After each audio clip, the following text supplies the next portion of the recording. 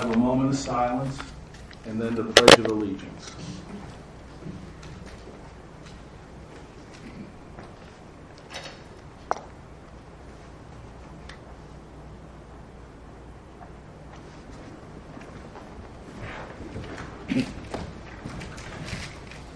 I pledge allegiance to the flag of the United States of America and to the republic for which it stands, one nation, under God, indivisible, with liberty and justice for all.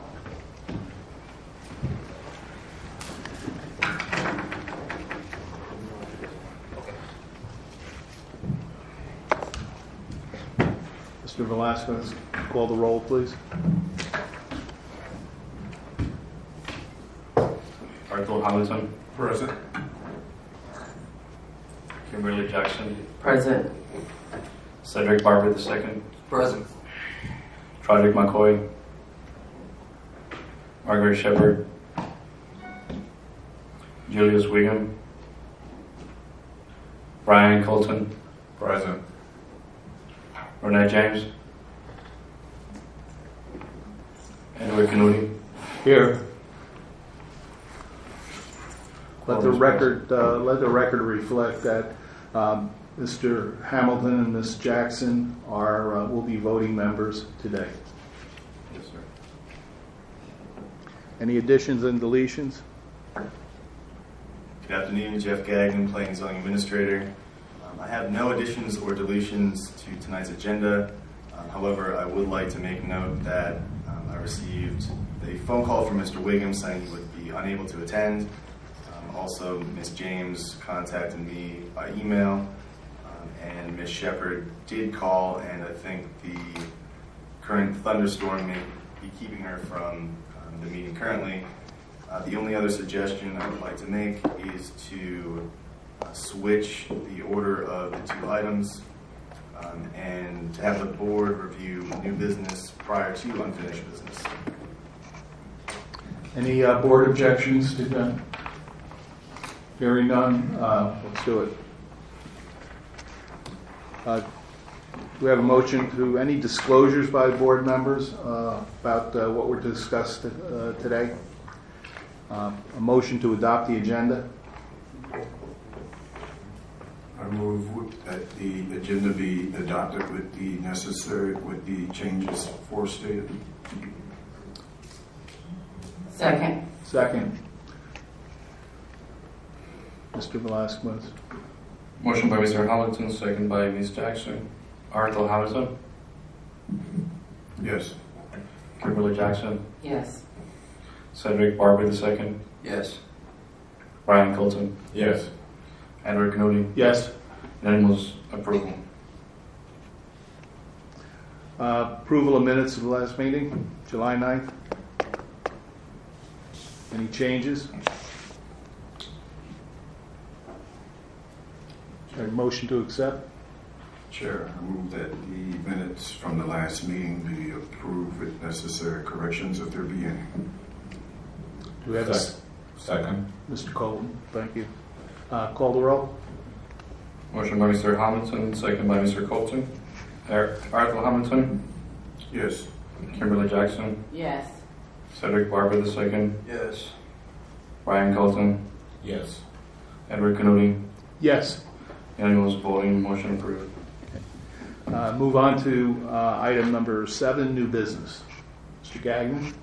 Yes, tonight under new business, we have an application from Inner City Youth Golf Museum Incorporated requesting approval to abandon a portion of Old West 13th Street and requesting approval of a site plan which is dependent on that abandonment in order to construct a single-story, 3,046 square foot building on a 0.24 acre parcel located east of and adjacent to 149 West 13th Street, having a community facility zoning designation and a community facility future land use designation to function as the Inner City Golf Museum. And for staff records, that's abandonment number 1501 and site plan number 1504. And at this time, I would ask DeAndre Spradley, our principal planner, to make a presentation to the board.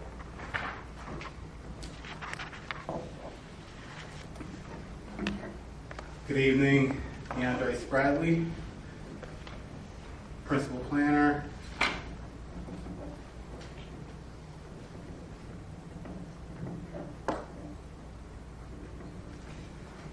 Just to provide a project overview, the applicant is requesting site plan approval to develop 0.24 acres of vacant land.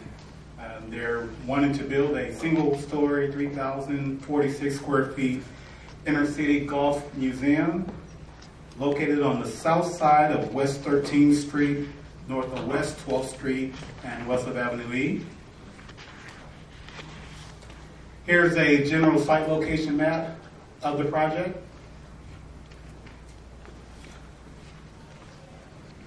Here's an aerial map of the project.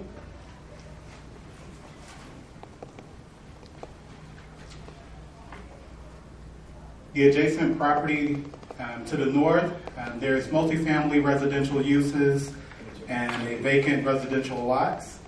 There's also a commercial building in the northeast portion of the parcel.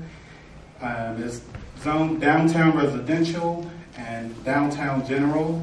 Future land use, those are the land use categories to the north.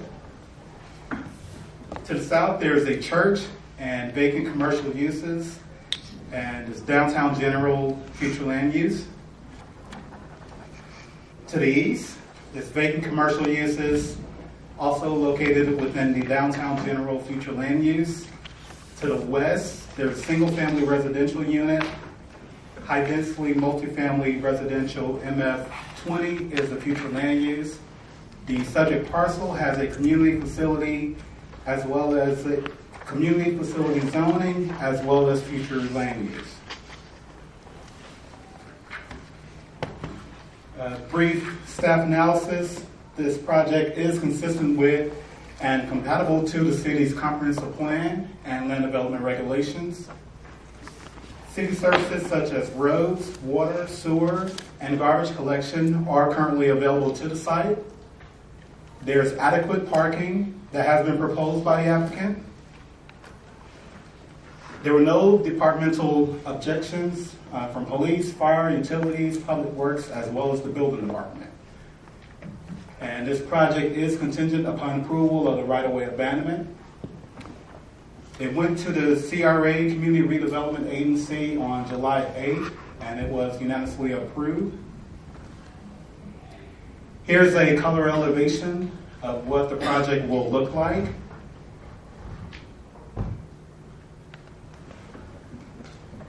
This is the proposed layout. As you can see, there will be 11 parking spaces there. It is important to say this area here to the northeast here, that's not in the existing site plan application, but that is the future use that they would like to do with the property.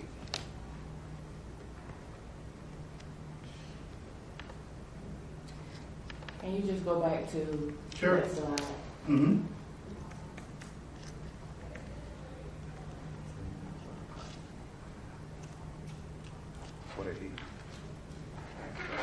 Thank you. No problem.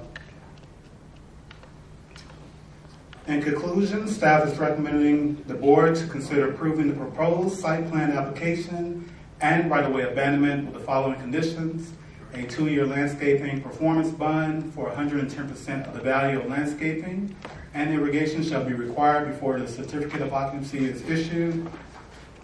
Construction must be initiated within 18 months of the effective date of this resolution in accordance with section 31-60B of the City Code of Ordinances. All future advertising must state that the development is located within the city of Riviera Beach. Construction of the facility must be completed. Issue certificate of occupancy within 5 years of the date of the resolution approving the project. And at this time, the applicant is here. If the board has any questions or if you have any questions of me. And if I believe correctly, there is a presentation that the applicant would like to do as well. Question, Mr. Chair. Go ahead. You said it went before CRA. What was that date?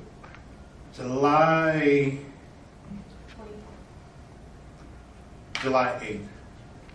And it was I'm sorry, it got moved to the 24th, July 24th.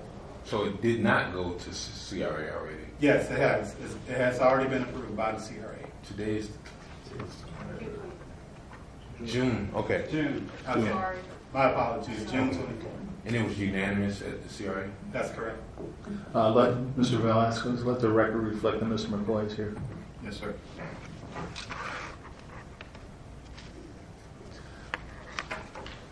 We're really working on, the first one is the abandonment and then the site plan. Is that correct? Or are we doing this all in one shot? We would like for the board to do it all in one shot. It's just when you make your motion, if you can include both the abandonment as well as the site plan approval. Okay. No objections on the board to handling it that way?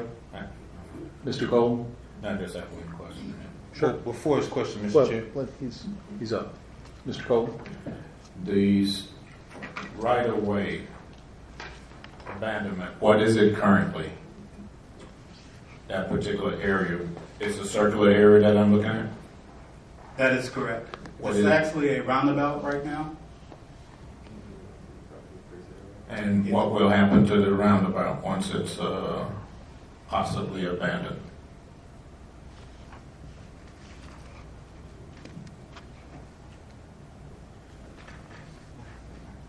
This is the roundabout right here. And pretty much if you see that the project basically is covering the entire right of way, and they will be abandoning this here. Right now, there is no access to this building right here. It kind of like deads end right here.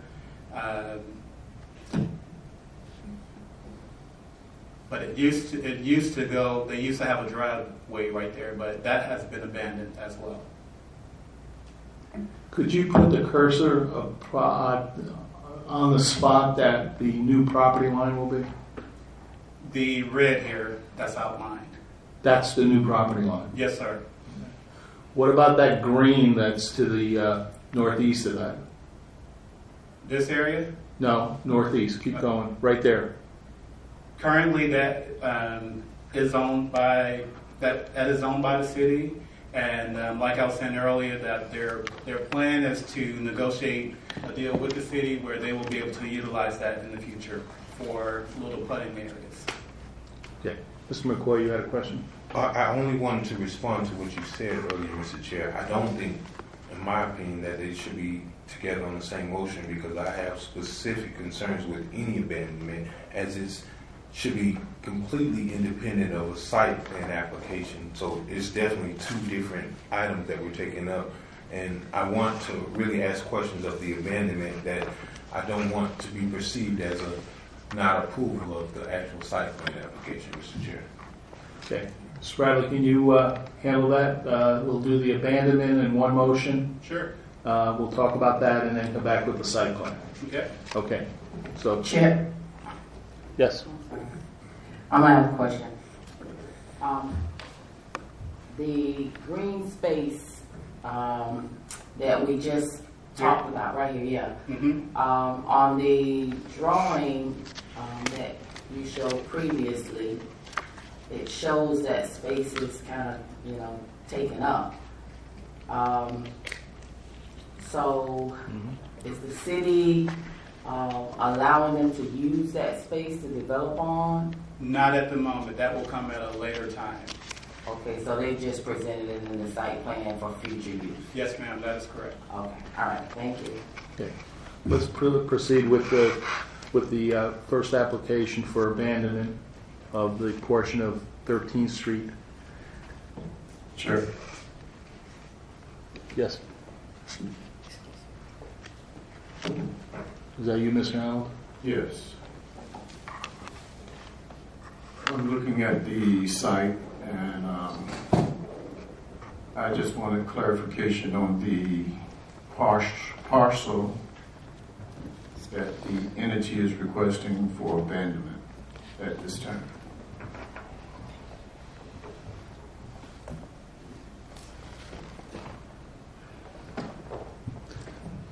Let the record reflect that Ms. Shepherd is present. Yes, sir. I'm sorry, what was your question? I was hoping that you could point out the parcel, and especially from this particular view, aerial view, of the, I guess, public property that they're wanting to be abandoned. See where the roundabout is, right here in this Okay. area here? Because currently, they wouldn't be able to do meet the parking requirements and stuff without having to abandon this park right here. And basically, it's 1, 2, 3, 4 different parcels inside. And they have already they will do like a, what they call a unity of title with these lots. Understood. Thank you. Okay, continue. I have no further presentation unless the board would like to ask the applicant any questions or anything relating to the abandonment. If the applicant has some comments on the abandonment, he can please.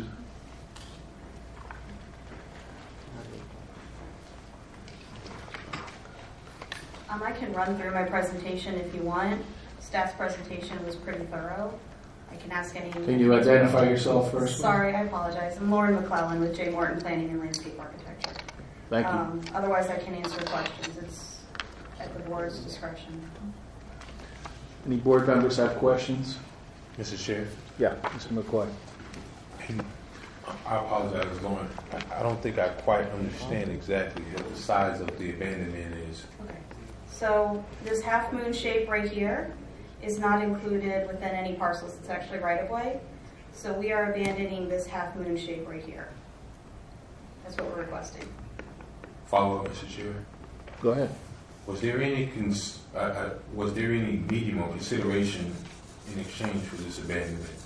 Was there a price, or was this just goodwill by the city of Riviera Beach to give up? The land is still currently owned by the CRA. Our client, Inner City Golf Museum, has a contract to purchase the property from the CRA. I'm not exactly sure any of that additional history that went back and forth, but as far as I know, there is no payment for the right of way. If I may, legally being public right of way, the city wouldn't be able to sell it. So in multiple ways, this is a benefit to the city and the general public because the existing parcels are almost non-usable in their current configuration. However, the proposal now, being that it does have a community facility zoning designation, it actually does meet the intent of our future land use map and our zoning map. So it would allow parcels that have really sat vacant for years to potentially be utilized by a facility that's going to have a public benefit. So that would ultimately be the benefit of the city in abandoning that portion of the right-of-way. And also a consideration within the site plan is it provides for adequate turnaround space for emergency service vehicles. So that could either happen through a T-shape or through the full circular drive as well. So it was accounted for when staff reviewed it. Follow up. So there is no way that the city can sell right away?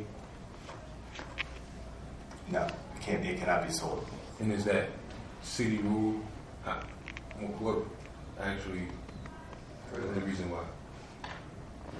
Mr. Shutt. Mr. Chair, yes, just to follow up on the question there and Mr. Gagnon's response.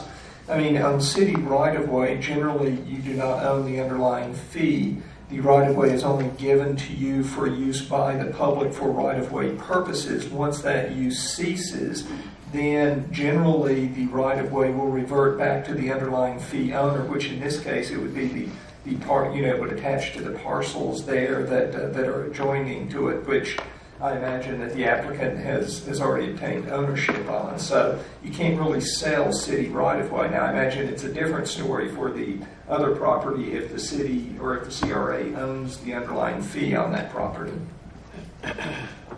Mr. Chair? Go ahead. Okay, just one last question. So where the ingress and egress, because I think I might have missed that in your presentation, is it also going to be on the 13th Street?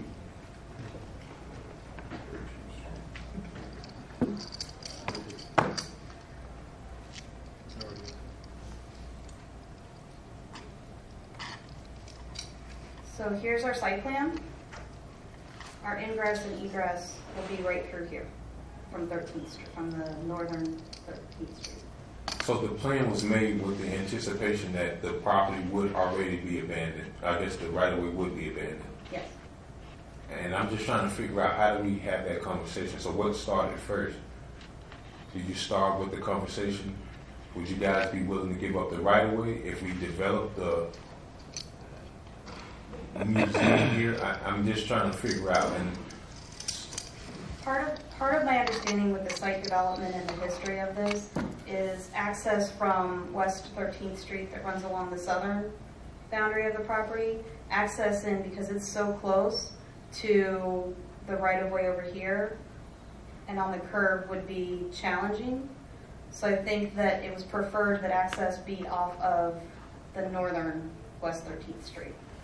in the CRA, and this is what I can't understand. So the CRA, if it went through in the month of June, it's just a little mind-boggling that they would approve something that I guess they have the anticipation that they're going to give up the right-of-way, and it's contingent upon the site plan approval. That just seems a little, I guess, not common. It would seem that you own the property first, and then if you seek a right-of-way, then you would then adjust your site plan application.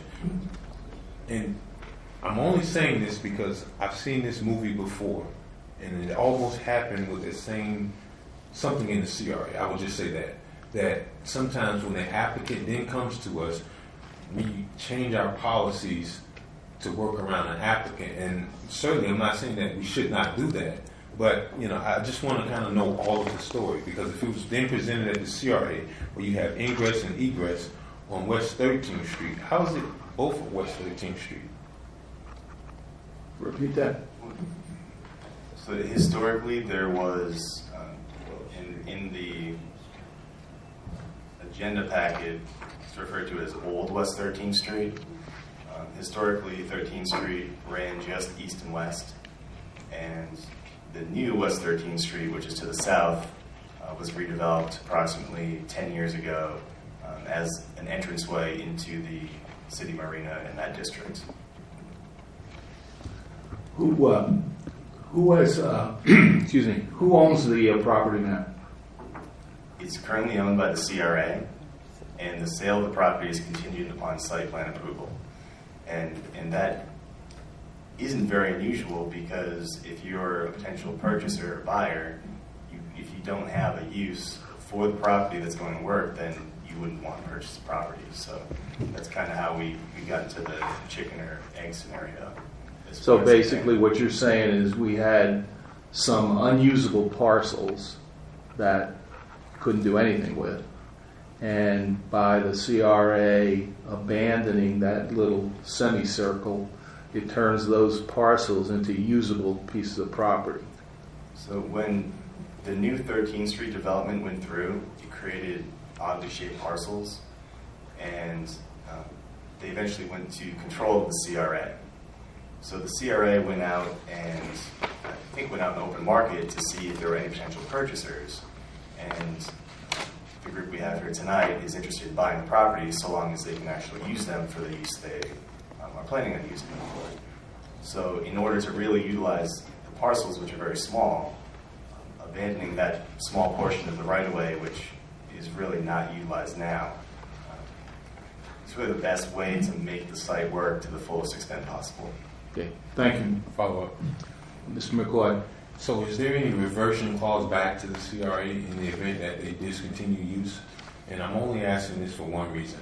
And I always hate that the city or the CRA is always the giver and we never receive anything.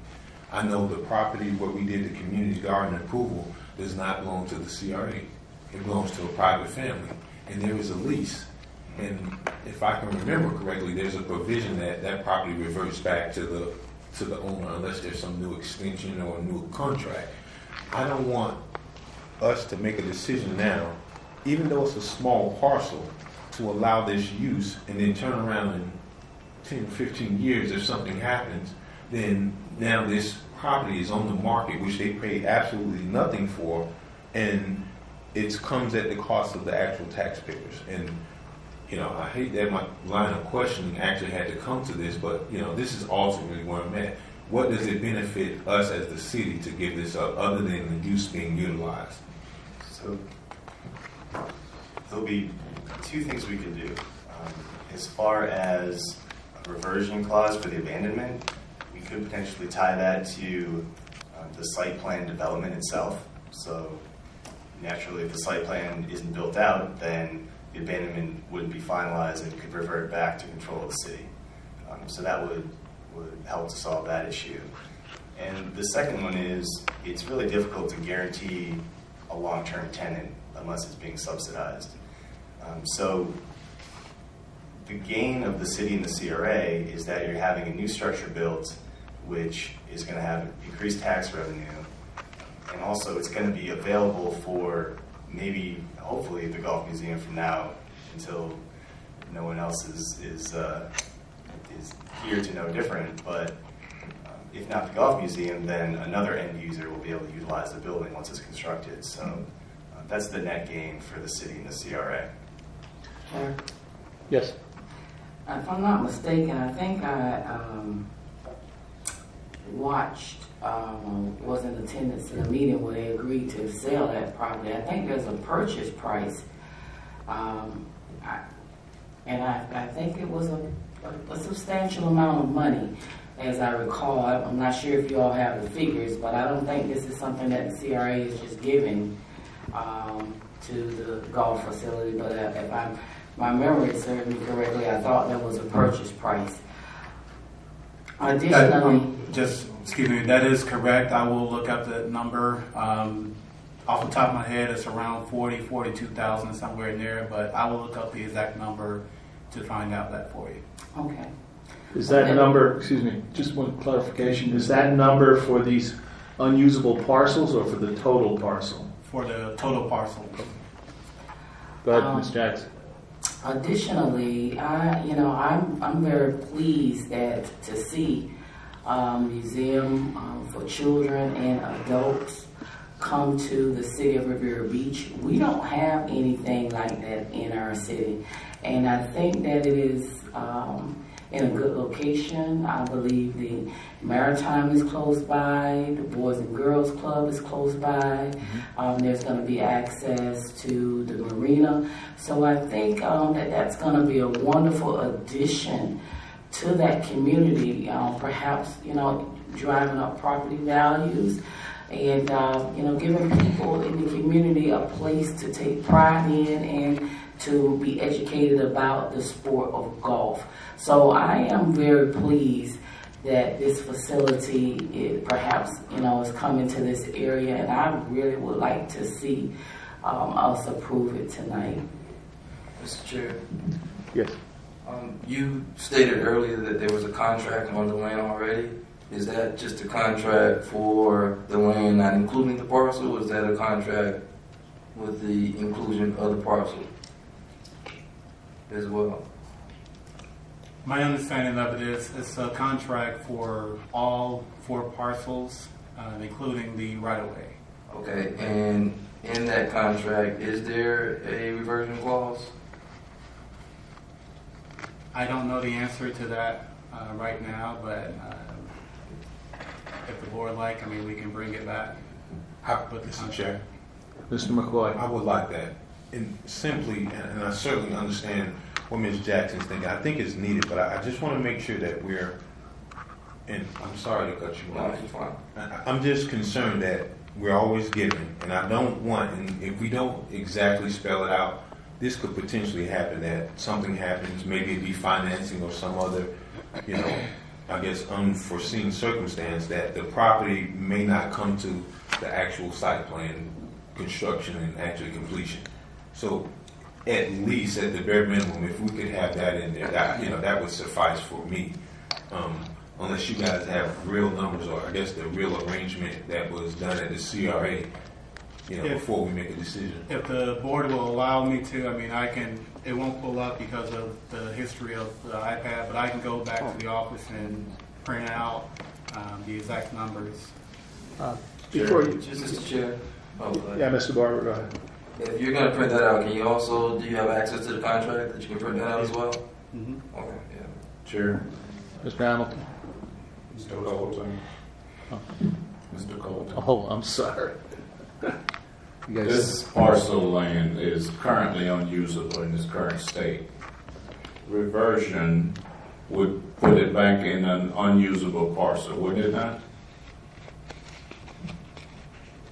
There are very few uses that could be done on the existing configuration. Okay, thank you. Chair, Mr. Hamilton. if the unity of title of the parcels can be done by the CRA, would that same configuration would not support a single-family home? The zoning district, the community facility zoning district would preclude single-family or any other residential development from being built on that property. Chair, Yes. have we ever asked for a contract for any approval of any building that we are considering in the past? Do we need a contract to see what it is? I don't think I fully understand your question. Have we ever asked for a contract to be part of this discussion in any planning and zoning approval in the past? Is it needed for this? The board can ask for any relevant information, so I don't want to say yes or no. So, If I remember correctly, I think staff confirms ownership of the property, correct? So you're Yes, saying yes, the owner is, and so it is unusual. I can't remember a time we required a purchase and sales agreement in order to approve a project. So my personal feeling on this is that we've got a really nice project coming to an area that will enhance it. We have a piece of property that the CRA currently owns that is basically functioning as only a turnaround. We've got 3 pieces of property with essentially no value because they're unusable. So by abandoning a small portion, we make those usable, and we bring in a worthwhile project that will look a lot better than that corner looks right now. And I think that trying to figure out, is that museum going to be here 25 years or 10 years or 15 years from now, and to try to set the stage that if something happens, we get that back. I think you're opening up a can of worms, and I think it's simply going to delay this project. I think we got a nice project in our hands, and so that's my feeling.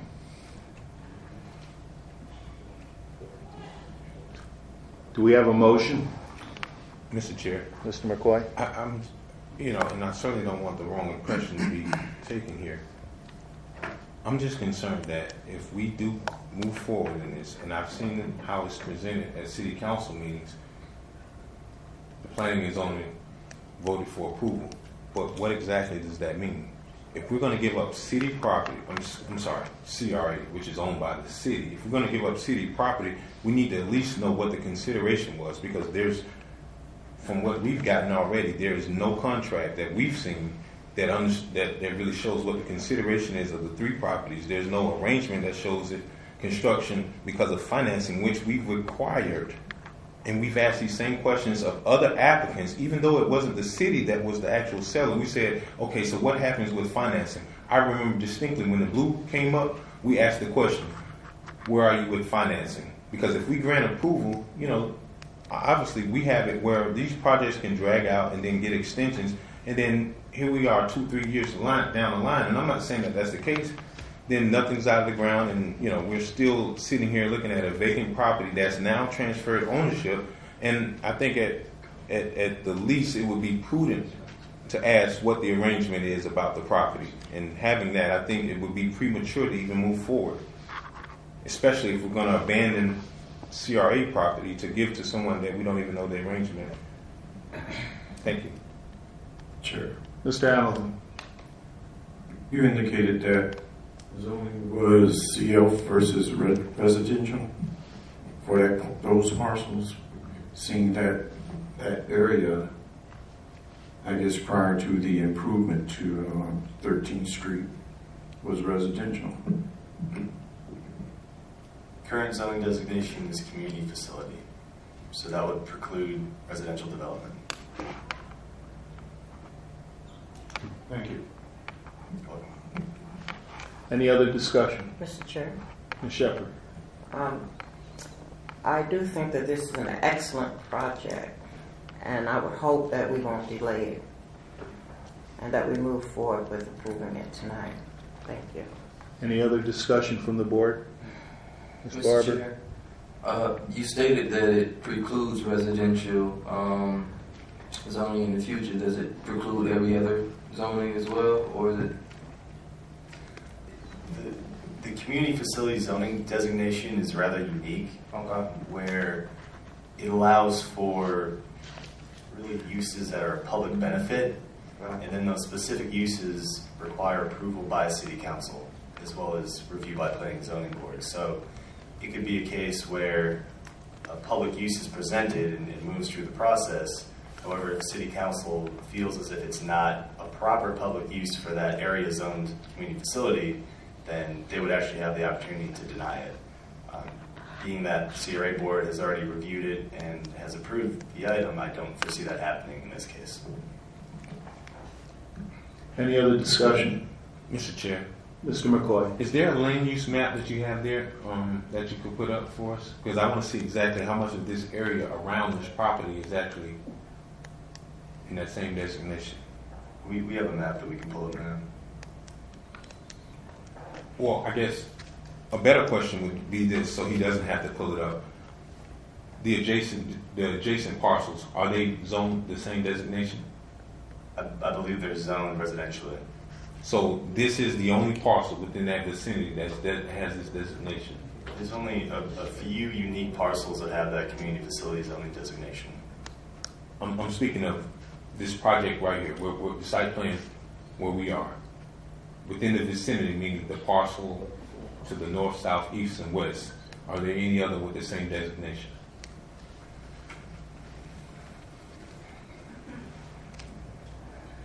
I think DeAndre had a staff report.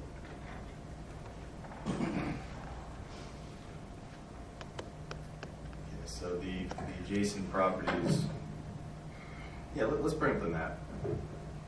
But to answer the question, the only community facility zoning district in proximity to that is actually southwest, which is the Boys and Girls Club facility. But it wouldn't be adjacent, correct? It's not directly adjacent to these parcels, no. It's not congruent. Mr. Chair, Mr. Barber. how is a community facility use defined? Is there a definition that we can look at? Well, there's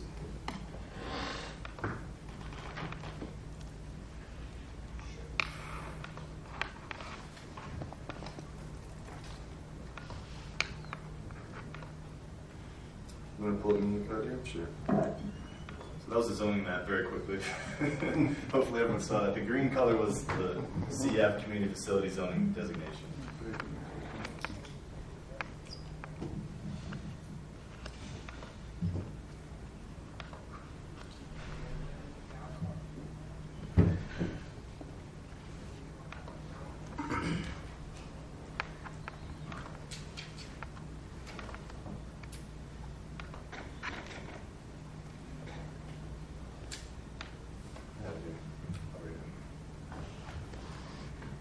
So within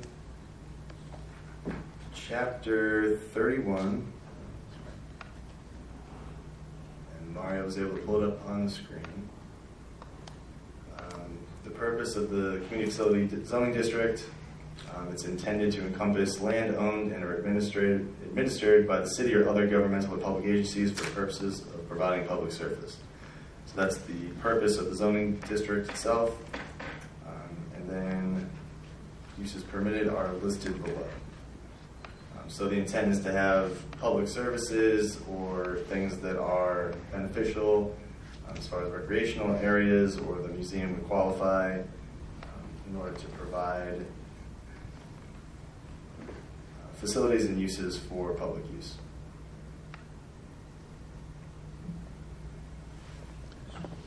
So this is not going to be publicly owned, but I'm looking at item number 3. Is this considered an educational institution?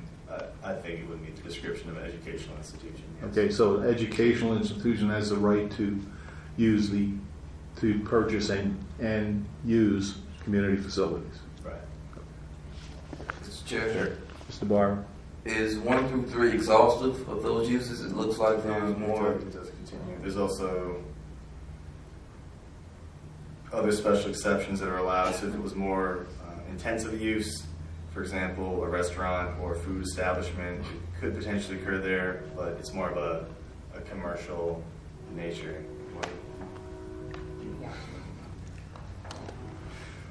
Mr. Chair, Mr. McCoy? are we going to be able to view those maps on the screen?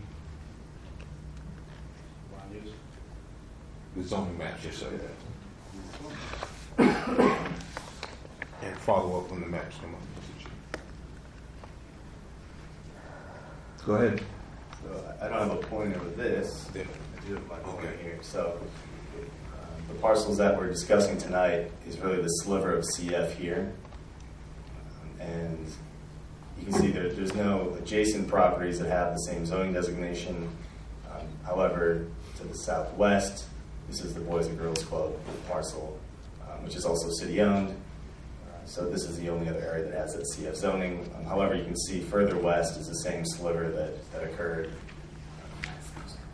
And that was due to the 13th Street relocation. Follow up. Go ahead. And then the other slivers that you just had the red light on, are they developed currently? I think it's a mixture of both. There are some that are vacant and others that have residential developments on them. Well, it just seems like that CF that we just seen, that little sliver that you pointed to, that it seems precisely is this application was exactly a carve out.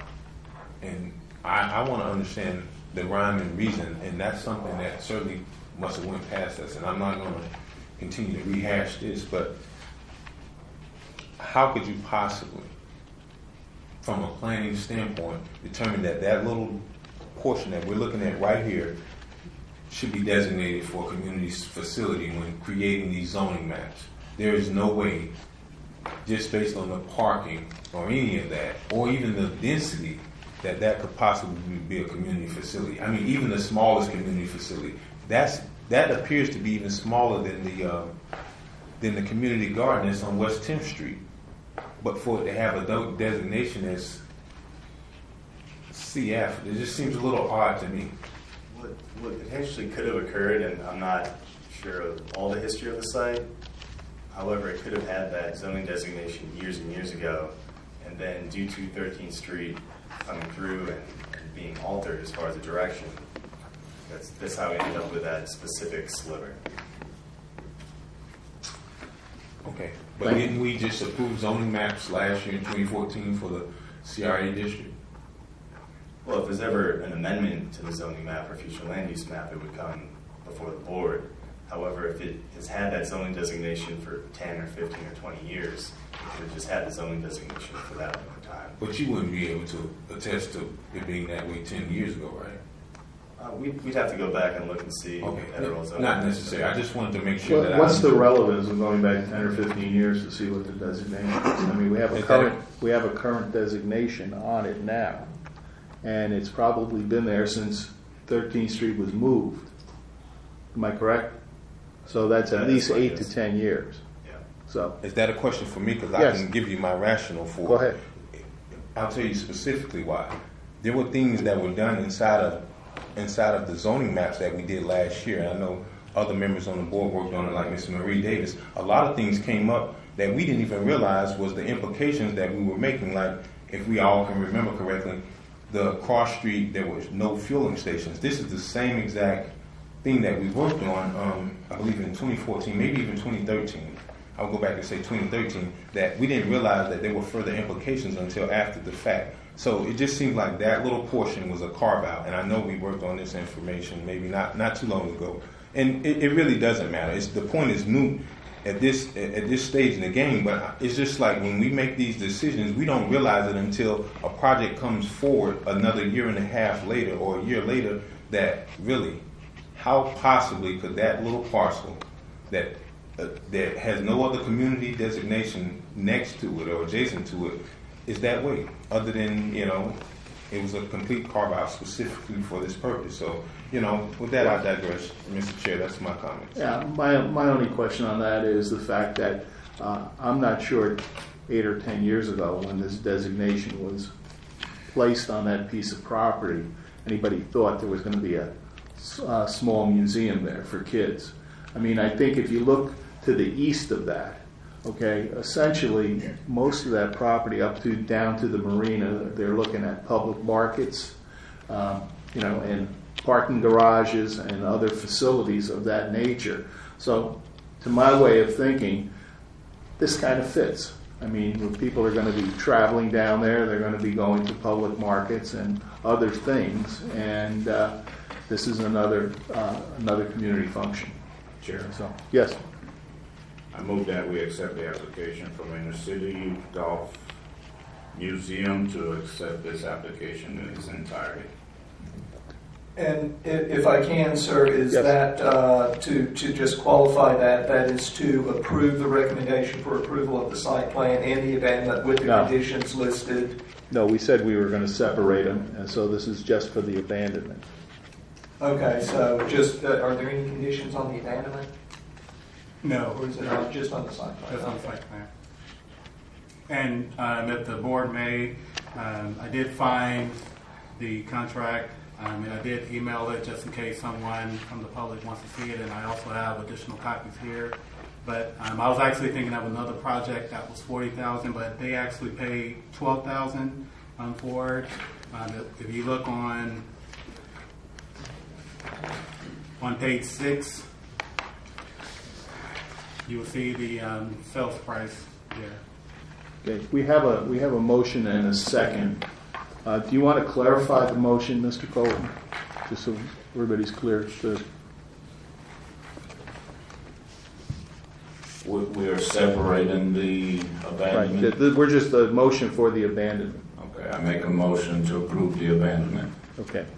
And Ms. Shepherd, you second. I second. Okay. All right. You call the roll. Mr. Velasquez. Question? Yes. Did we ever figure out if there's a reversionary clause in this contract? I will leave that to attorneys to interpret that. There does not appear to be one here. It looks like it's an option agreement, so provided that the three, it looks like that the CRA has the option, just in glancing at this, to deny or to not go through with the agreement if the applicant has not, or the optionor has not submitted architectural renderings and there's not evidence of construction funding. It looks like the optionor has the right to not go through with the agreement if there's not evidence of site plan approval from the city of Riviera Beach. Just to address the reversion language, I don't know how you would kind of have a reversion language in a purchase and sale agreement like this, because the developer or the owner of the property, I don't know how they could get financing or would agree to something like that if there's a potential that some calamity happens and they cannot complete the construction of the project by a certain time period, that then the property would then revert back to the city. So that's just kind of my thoughts on that. Thank you. Any other comments on the motion? Mr. Chair. So, Mr. Shutt, in your opinion, so has this already been executed? Well, the agreement has been executed. However, it's an option agreement, so it is subject to these additional terms that are on, I don't know what page it is, it's close to the last page of the agreement. And so until those additional terms are met to the satisfaction of both parties, the final payment and the actual closing of the property will not be completed. And I think, I'm assuming what would probably happen is that once the city commission looks at this and approves the site plan and the abandonment, I would assume the applicant would, and the applicant would have their architectural renderings and construction funding just about in place, and that they would go ahead and then have the closing for this project. But I'm imagining the items, terms 1 and 3 are for the CRA to make sure that it looks like the developer of the property is going to actually go through with this. Mr. Chair? Yes. Yeah. Go ahead, Ms. Barber. Okay, Mr. Chair, are you telling me that, telling us that it's your opinion that there's no way that a reversionary clause could be placed within this agreement, as to, so to speak, say that once the golf museum is constructed and operating as a golf museum, it reverts back to the city if that function ceased to exist? It seems like that would be difficult, but I don't know, there could be one in here. I'm not sure. I just glanced at this, and so I don't know if the owner of the property, to me it seems like that it would be difficult for them to agree to say, we will build this structure on the land, expend funds, but then if we cease to exist, or if something happens, if we don't actually complete the project, then all of the money that we have spent and everything else will revert back to CRA ownership. But that, there could be something in here, but I'm just saying that I can't see an applicant agreeing to that, but they might. Any other questions? Mr. Velasquez, call the roll. Motion by Mr. Colton, seconded by Ms. Shepherd. Arthur Hamilton. Because of previous discussions, no. Kimberly Jackson. Yes. Cedric Barber II. No. McCoy. Who we have voting? Because I think we have 2 alternates. Yes, they are. Voting rights. We got 4 regular members, so why did 2 alternates just vote? Because we could have 7 members. Okay. That's been our normal procedure to fill the full board with permanent members. Okay. So, all right, continue. Continue the voting. Cedric McCoy. No. Margaret Shepherd. Yes.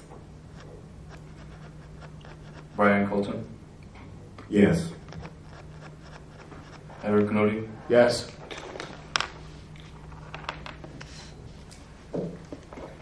Four yes, 3 no.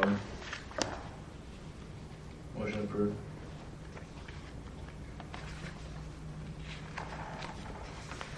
Mr. Chair, Yeah. For the site plan. I defer. Thank you. Mr. Gagnon, proceed. So the motion for the abandonment was approved with a Right. vote of 4-3, and now the site plan is up for consideration. I'd like to make a motion that we accept the site plan with the conditions, but we accept the site plan as as staff has recommended. Second. Before we call the roll, is there any discussion on the site plan from anyone? Mr. Chair, Yeah. not so much on the site plan, but I was just curious to know, was there any disclosure indicated at the Beginning? Yes. Yes. There were? There were no disclosures. There were not. Okay. Yeah. Okay. Any other discussion on the motion? Call the roll, please. Motion by Ms. Jackson, second by Mr. Colton. Arthur Hamilton. No. Kimberly Jackson. Yes. Cedric Barber II. Yes. Chadwick McCoy. No. Margaret Shepherd. Yes. Brian Colton. Yes. Edward Kennedy. Yes. Motion approved with Mr. McCoy and Mr. Hamilton dissenting. Okay. Moving on to unfinished business.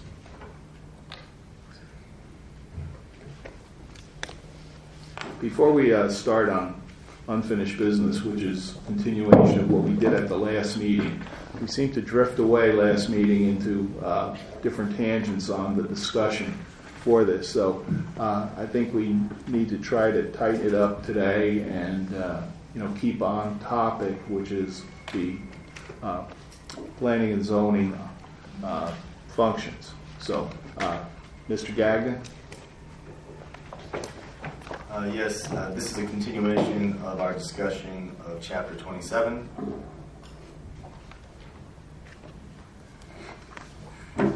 As the board decided last meeting, we wanted to look at this a few sections at a time just because it is pretty dense language and it's important language.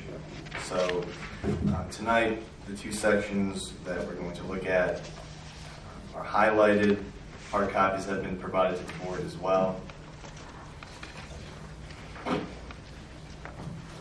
sections are 27-33, General Duties,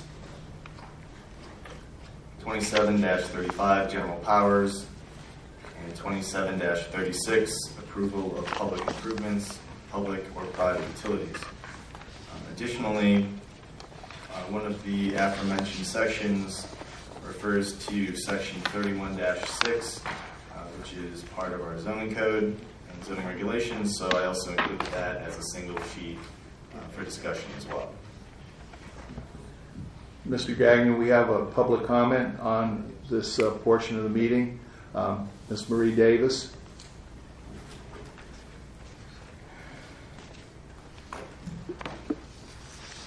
Marie Davis, 3001 Lake Drive. I've been a resident of Singer Island for 20 plus years, about 20 years, and I grew up here in Palm Beach County, and I'm familiar with Riviera Beach. I came here to the beach and enjoyed it very much, and I've been in this room before. In any event, as you know, I believe a strong planning and zoning board is the cornerstone of a successful city. And I believe that what I've read, I'll start with this first section, really takes the teeth out of the authority for the planning and zoning board. Starting with 2733, on the very first sentence, and shall. Well, we have the power to, or you all have the power to. By the way, I'm making these remarks with all due respect to staff and to others, and to Jeff specifically. I think it's important that the planning and zoning board, who are made up of residents, have as much input and control as possible. And I think it's important for us to make those recommendations, and we should make recommendations to the city. And I think by taking out shall, it removes some of the responsibilities of the planning and zoning. As to item number, down on number 3, well, changes, they're removing changes and adding amendments. Well, there's a difference between changes. Changes could be a deletion or an amendment, but this is only an amendment. And I think that also removes some of the responsibilities and options of the city, of the city's planning and zoning board. And it places it in the hands of the staff. And it's not that I don't like the staff. I love the current staff, but you never know who is coming afterwards. And for the benefit of those who are coming after all of us. And I did have a question. There is no director of planning and zoning, correct? And it's Department of Community Development, because there's no director of planning and zoning board, right? Okay. All right.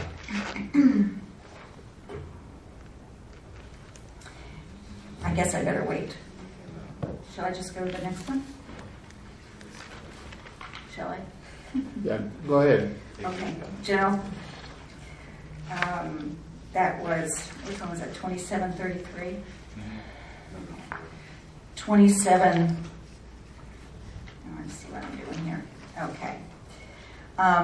Under item number 4, back to item number 3, I think it's important for us to know about the past. Under item number 3, at the top of the second page, is to institute a procedure to show on such a map a change list column reflecting past and present changes. I think it's really important for us to know the past so we understand the present and where we're going in the future. I think that's really a mistake. Item number 4, again, they've taken out the word changes. That means that you can't delete anything. You can only make recommendations on amendments. And I don't know why, as to item number 5, when you read it, well, why wouldn't we want planning and zoning to have some responsibility and some input on the blighted areas? Who knows better than the residents who live here? And I think that, again, is placing a lot more responsibility on the staff and taking it away from the voting residents. As to promoting, item number 7, promoting public interest in understanding of the city's plans. Well, what's wrong with the master plan? I mean, those plans change all the time. I think it's important for all of us to understand what the master plan is, because that's about the future. I also would like to know, with regard to the meetings and the resolutions, and who's keeping those records now? Do you know? Currently, the Department of Community Development keeps those records. And then in the future, who's going to keep them? I would say the Department of Community Development or potentially the City Clerk's Office. And I would suggest that you might want to keep them close at hand in planning in the community development. Also, with regard to establishing the meeting times, is that going to be, I don't know how it's handled now, is that going to be, whose responsibility is it going to be? And is it going to be, will the planning and zoning members be notified on an annual basis or a monthly basis? As to move to section 2735, the planning board shall have the power to, it was require, now it's request. Think of all the times the planning and zoning board in the last few years have requested information and haven't received any. So now you're going from they were required to give information to now it's just a request. You know what I just think this is not a good plan to take the responsibility and the authority away from the residents who volunteer their time and know best about the future of their city. I think that I probably don't need to say anything else. If you would just carefully consider my remarks, I would appreciate it. Thank you. Thank you, Ms. Davis. Mr. Chair, Mr. McCoy. I'm just curious, these I guess strike-throughs that we have here, Mr. Gagnon, what was the basis for them, and or maybe even the rhyme or reason? Because a lot of them does make perfectly good sense. I'm not sure how much is utilized, or perhaps that we contact you guys and let you guys know that we're about to enter a property that's currently under development or consideration for development. But I think, to Ms. Davis's point, some of this stuff is, I guess, really taking a lot of power away from the planning and zoning board. And I just kind of want to find out, was there something that the planning department was looking at?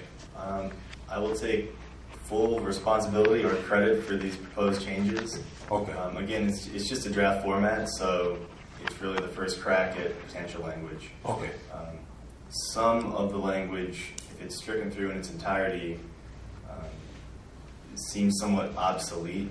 Specifically, entering private property seems as if it was, that's something that I'm not even allowed to do as a city staff member. Only certain city staff have that authority. So, being that the language was from 1957, I don't know what changes. I'm sure substantial changes have occurred since then. But again, it's an early draft, and we can modify it however we see necessary. Some of the, I guess, linguistics as far as require versus request, I thought that was similar language, but if we want to keep require, that's perfectly fine. As far as, well, let me go back and start. Okay. At 27-33. So, my thought process behind potentially deleting "and shall" is the power of the board exists and it's there. So what this is stating is everything below the board has to do. And I can say firsthand that that's not the current case. So I don't know if everything listed below in sections 1, 2, 3, all the way through 8, if that really encompasses the purview of the board. One example is number 8, which states meeting not less than once each month and keeping a public record of its resolutions, findings, and determinations. So that the public record component is vital and required by law. However, the meeting not less than once each month sometimes doesn't occur for various reasons. So if we keep shall and don't modify that language, we have to meet once a month. So that was part of the thought process behind that. But again, it's early in the development process, and board input and public input is very important. So it's not my personal intent to remove power from the board, but in that instance, I thought it was actually expanding power in some ways. But again, that's my opinion. Could you explain how going from will to shall expands power? Well, it currently states the planning board shall have power to and shall make recommendations and suggestions to the city council in regard to. So the power of the board is still there. It shall have the power to do the following things. However, the way it's currently written, it says you shall have the power to do it, and not only shall you have the power to do it, you have to utilize all of these powers below. The way that's currently written, the way that I interpret it. Okay, thank you. So that was the justification. Any other board comments? Mr. Barber? No. None. Ms. Shepherd? No, thank you. Mr. Golden? Not at this time. Jackson? No. No, Mr. Hamilton? To understand your question, you're inquiring if we agree with the staff recommendations for changes? No, I'm asking if you have any comments to make about it. The suggestions by public is taken and I hope be exercised.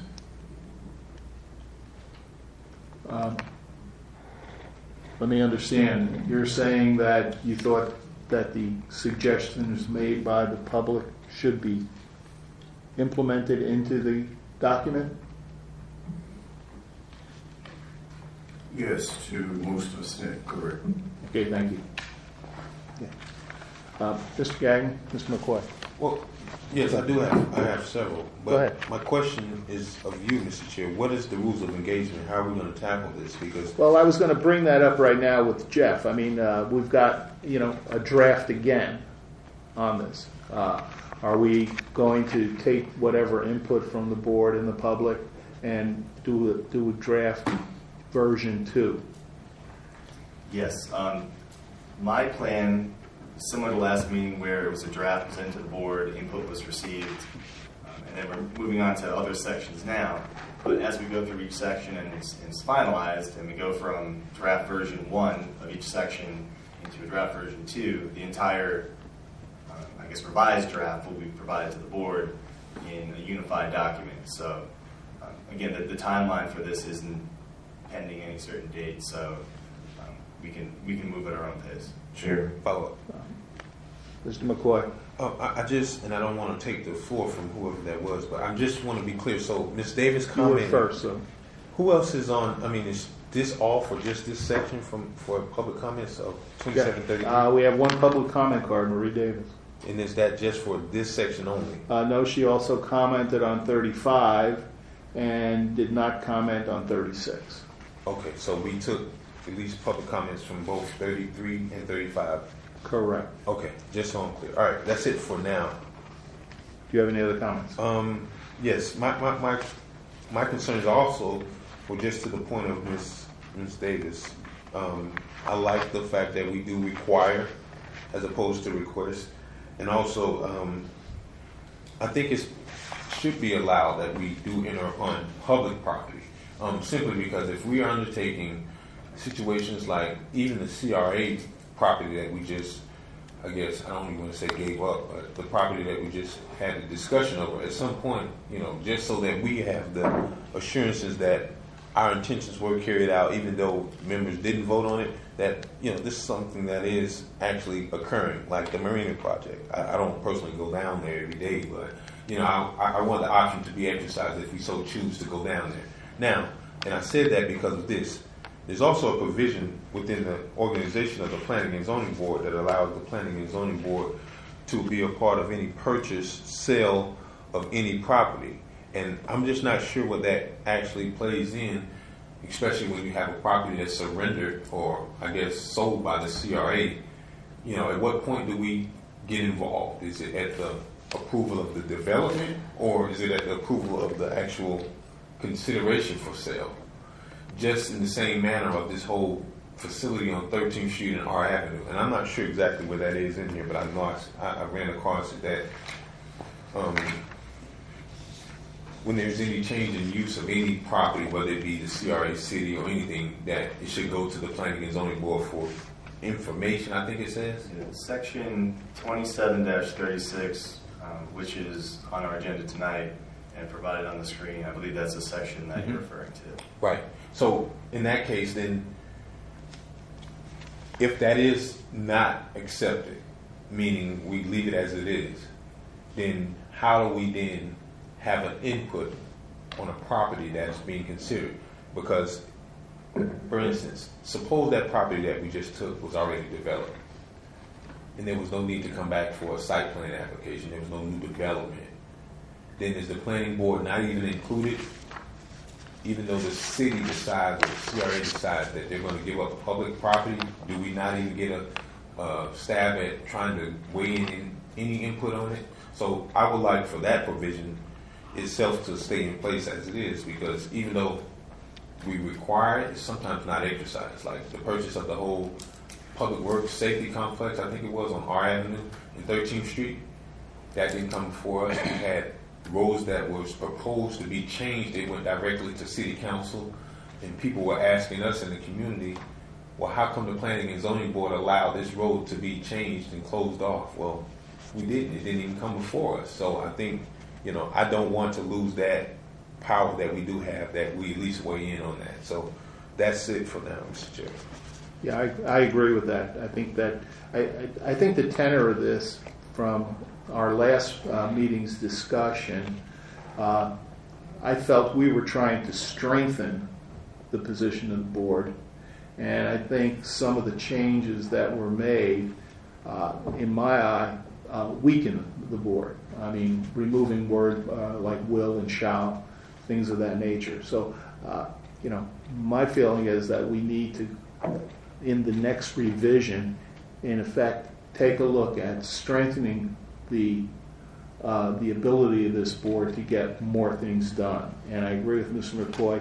let's not remove the public utilities, because that did become a problem with the on Avenue P.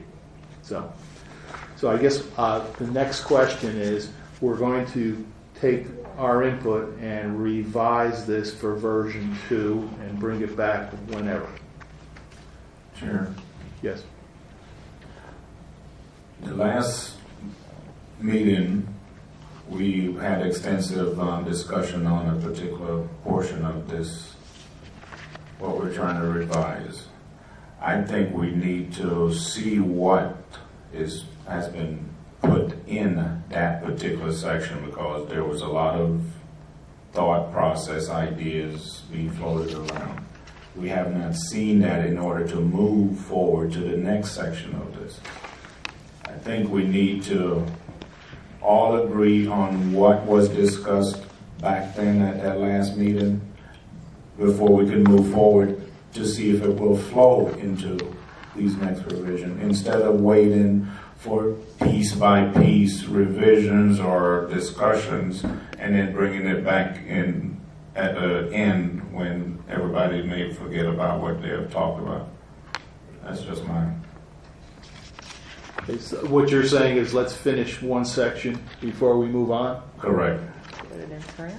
Put it in print, everybody sees it. If someone needs to change something, at that point you change it, then move on. You know that section is done. But the way we're going, you're moving forward and you haven't finished with what you started. Okay. What's the board feeling on that? Mr. Barber?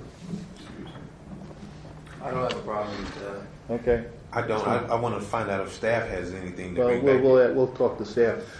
Ms. Hamill? I'm sorry, Ms. Shepherd? I kind of agree with Mr. Colton. I would like to see it in print, you know, where we don't be redundant.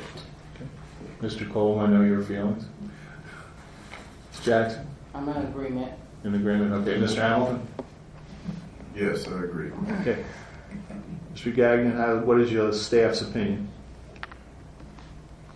From my recollection of the board's discussion last meeting, this is a 180-degree turn.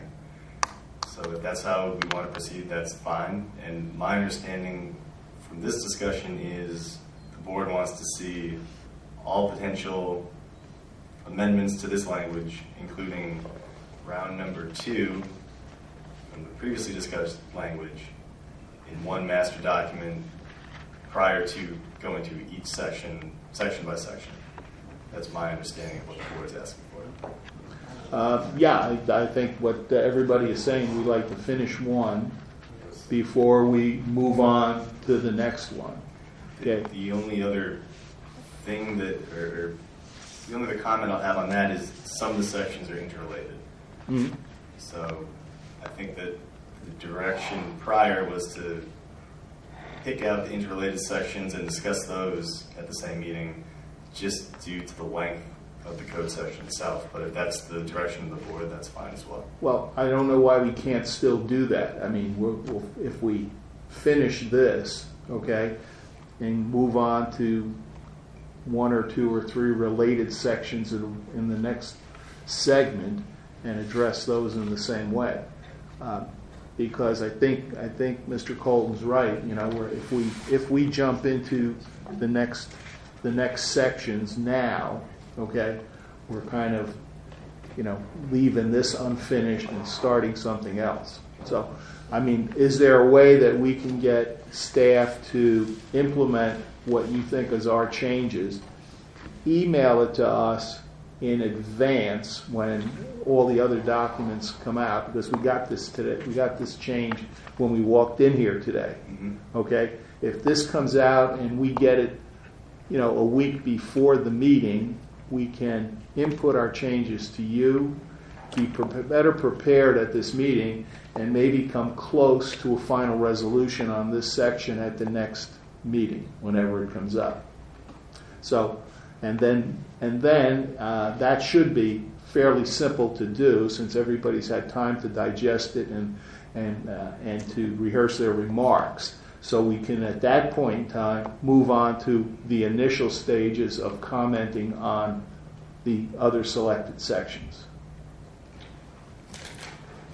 Staff? Okay? All right. I'll send it out a week in advance, and I'll look forward to board comments. Yeah, we can give you comments either way. If there's no comments, there's no comments. We come to the meeting and decide. So I think that makes a more sensible approach, so that way we can get pieces of it done, and move on. But I think we ought to have some kind of at least think about a timeline. I mean, there's no point in having this thing, just out there hanging on us for months and months and months. Mr. Chair. Mr. McCoy. 2 questions, and I certainly want to be sensitive to staff. Is it not practical? Is that why I sense hesitation? Because if not, I certainly want to know from your standpoint, is it not something that is it something that is just difficult or may not be the best way to go about it? Or if you had an idea as to how from your end, because we are volunteers and I'm sure your task is quite heavy, but I mean, I just don't want to make it seem as if we're asking a lot to have you to rewrite the language and then come back and then we take on another piece, is my first question to Mr. Gagnon. I think that at this point, the board's request can be satisfied. We're basically through a halfway point of the language. So to review the existing sections as far as staff time, it won't be that much more staff time. So I think if the board's request to have it in the master document now and make sure that everything's solidified a section at a time, then that's fine. Mr. Chair, my second question. Go ahead. So if that's in fact true that we're going to take one section at a time, then do we even begin to make our recommendations to this second portion? I think any board member can make suggestions to any portion of it ongoing. If you want to read ahead and look at it, because I personally intend to do some of that. Read ahead, send the comments in. It just gives us more of a head start. I think the other thing, correct me if I'm wrong, Mr. Gagnon, but I think the hardest part is the first section, only because that's the one where we're kind of getting the tenor of our language and the tenor of what we think the message should be. So I think as we go to the next section and the next section, I think at least our communication on it will be a little bit easier and you'll have a better feel for where the board is coming from. Do you feel that way? Yes, and I also think that Section 2733, the general duties of the board, is a very important section. And in some ways, I don't understand why it's broken down into general duties in Section 27-33, then general powers in 27-35. They're slightly different topics. However, some of the language that's contained within those sections is interrelated or... I see what you're saying. Yeah. I mean, do we have the authority to modify the sections? Can we, for instance, say general duties and general powers should be either in the same section or one come right after the other, because we go from general duties to comp plan to general powers. Yeah, it was my hopes to try to solidify some language prior to reformatting anything. Okay. However, if the final product requires reformatting, I think that would be the time to do it. And okay. Some sections do need to be reformatted. Okay.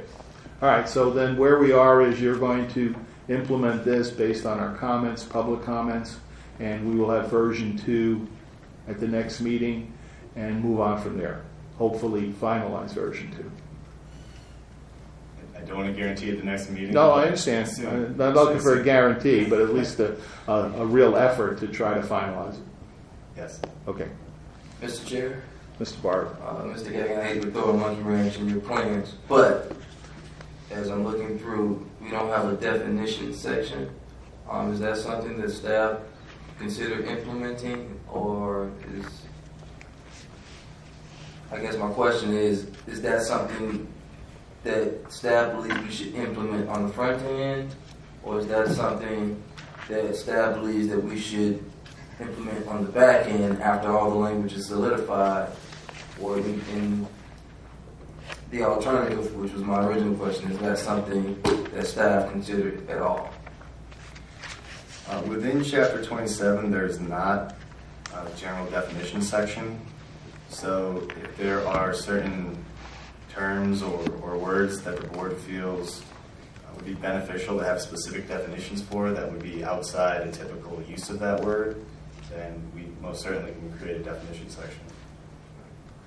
I think at the end we could put that into, an appendix or something like that, that defines the words that everyone agrees need to be defined. Well, the format that the city currently follows is to have definitions at the beginning of the section or chapter. So if there's specific items that the board feels strongly about defining further, then we do. Okay, unfinished business is finished. So moving on, general discussion. Mr. Chair. Oh, well, I was going to ask did we take that last comment, but I think Ms. Davis left on 33. So, okay, no public comments. Any correspondence? No, sir. Okay, planning and zoning board comments. Mr. Barber, Mr. McCoy, can I defer, Mr. Chair? Ms. Shepherd, None. Mr. Colton, None. Ms. Jackson, None. Mr. Hamilton. Thank you. I just wanted to say thanks to staff for the installation at intersection or north of the intersection of Congress and State Road 710 of the bench at that particular bus stop. And I guess number two, and I have not, and I don't know if we haven't had time to, and that's understandable. I had a question at the last meeting about the name of State Road 710. I still need to follow up on that one first, sir. Thank you. Okay, Mr. McCoy. Nothing. I was just going to comment on the definitions. I thought that definitely should have went first.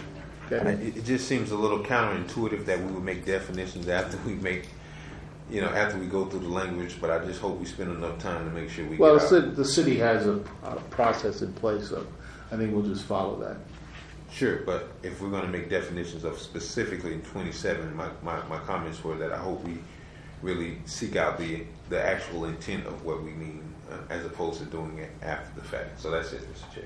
Well, I think Mr. Gagnon said it. If there are words that need definition because they're not being used in the normal context, that's something we can determine at that point in time. So, okay, any project updates?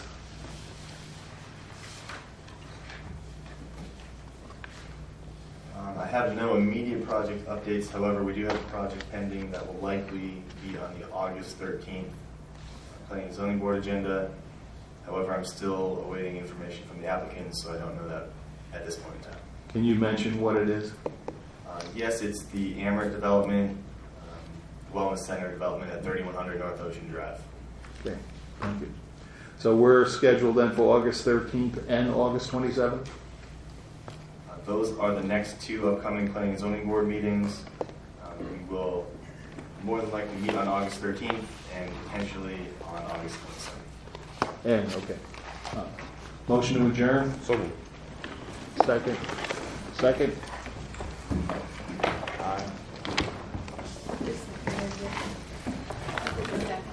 Mr. Cole, you seconded, yeah? I second. Yes, Mr. Cole.